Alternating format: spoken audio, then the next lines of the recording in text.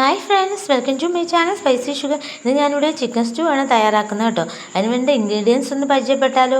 ഞാനിവിടെ 2 ക്യാരറ്റ് അരിഞ്ഞ് വെച്ചിട്ടുണ്ട്. അതുപോലെ സ്ലൈസ് ചെയ്ത് സവാള, 2 ഉരുളൻകിഴങ്ങ്, പച്ചമുളക്, പിന്നീട് കറിവേപ്പില എടുത്ത് വെച്ചിട്ടുണ്ട് കേട്ടോ.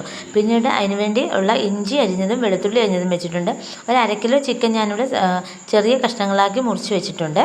നമുക്ക് ആദ്യം ഒരു ചീനിച്ചട്ടി എടുത്ത് അടുപ്പിലേക്ക് വെച്ച് നമുക്ക് വെളിച്ചെണ്ണ ഒഴിച്ച് കൊടുക്കുക. ഏത് ഓയിൽ വേണേലും ഉപയോഗിക്കാം കേട്ടോ. ഞാനിവിടെ വെളിച്ചെണ്ണയാണ് ഉപയോഗിച്ചിരിക്കുന്നത്. അതിലേക്ക് നമുക്ക് കട്ട് ചെയ്ത് വെച്ചിരിക്കുന്ന ചിക്കൻ കഷ്ണങ്ങൾ ഇട്ട് കൊടുക്കാം. എന്നിട്ട് ഇത് നന്നായിട്ടൊന്ന് വഴിച്ചെടുക്കണം. അതിനകത്ത് വെള്ളം ഒന്ന് പറ്റണം കേട്ടോ.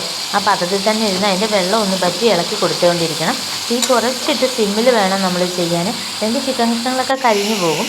പിന്നീട് ആ ചിക്കൻ കഷ്ണങ്ങളൊന്ന് വാടി വെന്ത് വന്നപ്പോഴത്തേക്ക് നമുക്ക് അതിൻ്റെ പുറകാലെ അരിഞ്ഞ് വെച്ചിരിക്കുന്ന കരോട്ടും സവാളയും ഇഞ്ചിയും പച്ചമുളകും ഉരുളൻകിഴങ്ങും എല്ലാം കൂടി ചേർത്ത് കൊടുക്കണം. അപ്പോൾ ഞാൻ അതെല്ലാം ഒന്ന് ഇട്ട് കൊടുത്തിട്ടുണ്ട്. എന്നിട്ട് ഇത് നല്ല വൃത്തിക്കൊന്ന് ഇളക്കി കൊടുത്തിട്ട് അതിലേക്ക് നമുക്ക് ആവശ്യത്തിന് ഗരം മസാല ഇട്ട് കൊടുക്കാം. കഷ്ണത്തിൻ്റെ അനുസരിച്ച് ഗരം മസാല ഇട്ടു. അതുപോലെ തന്നെ ഉപ്പും കൂടി ചേർത്ത് കൊടുത്തിട്ടുണ്ട്. ഇനി നന്നായിട്ട് ഇളക്കി ഒന്ന് അടച്ച് വെച്ച് ചെറിയ തീയിൽ നമുക്ക് വേവിച്ചെടുക്കണമേ. ഇപ്പം അതൊന്ന് വേവിച്ചെടുക്കുന്നതിന് വേണ്ടി ഞാൻ അടച്ച് വെച്ചിരിക്കാൻ പോവാണ്. അത് നന്നായിട്ട് ഇളക്കി കൊടുത്തിട്ടുണ്ട്. ഇടയ്ക്കിടയ്ക്ക് നമ്മളൊന്ന് നന്നായിട്ട് ഇളക്കി കൊടുത്തുകൊണ്ടിരിക്കണം. ഞാനിവിടെ തേങ്ങാപ്പാലാണ് എടുത്തിരിക്കുന്നത്. 1-ാം പാലും 2-ാം പാലും എടുത്ത് വെച്ചിട്ടുണ്ട്. ആദ്യം നമുക്ക് 2-ാം പാൽ ചേർത്ത് അതൊന്ന് ഒന്നുകൂടി വേവിച്ചെടുക്കാം. വെന്തെങ്കിൽ കുഴപ്പമില്ല.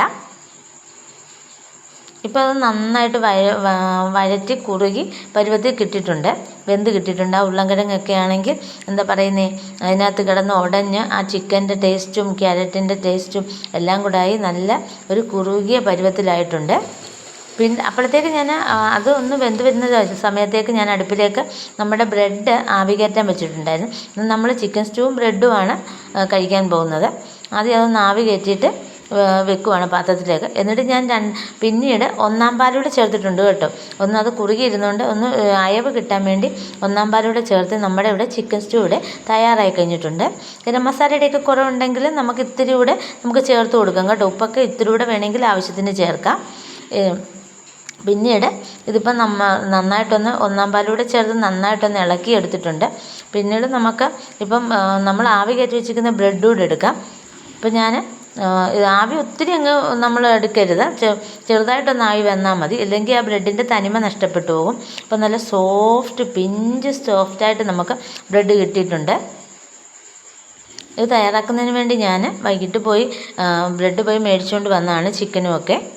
ഇന്ന് നമ്മുടെ നൈറ്റ് ഫുഡെന്ന് പറയുന്നത് ബ്രെഡ് ആവി കയറ്റിയതും ചിക്കൻ സ്റ്റൂ ആണ്. അടിപൊളിയാണ്. എല്ലാവരും സിമ്പിളാണ്. ചില ദിവസങ്ങളിൽ നമുക്ക് ചോറും ഒക്കെ ഉണ്ടാക്കാൻ പറ്റാതെ വരുന്ന സാഹചര്യത്തിൽ നമുക്ക് ചിക്കനൊക്കെ ഉണ്ടെങ്കിൽ നമുക്കിത് പെട്ടെന്നൊന്ന് തയ്യാറാക്കാൻ പറ്റുന്നതാണ്.